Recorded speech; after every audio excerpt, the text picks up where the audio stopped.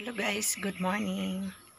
Punta tayo sa aking garden guys kasi mayroon akong harvestin. Mag-harvest po ako ng dahon ng kale para pwedeng gulayin, haluan ng itlog, kamatis, at pwede rin yan guys gawin juice.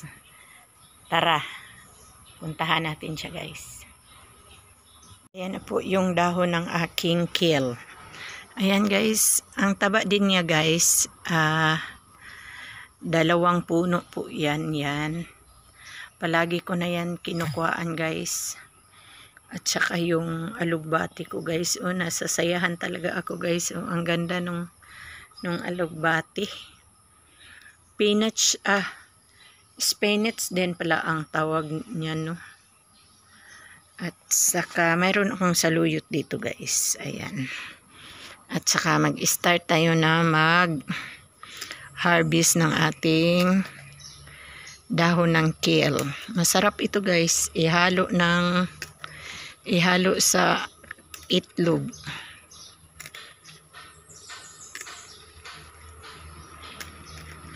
Ayan. At saka ito guys. Itong isang puno. Ang taba din niya guys, no.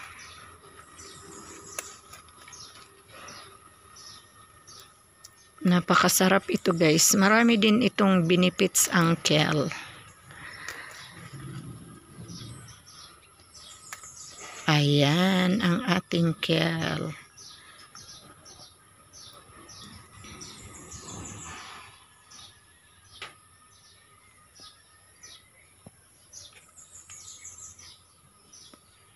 Ang aming kale guys na aking hinarvest. Ayan.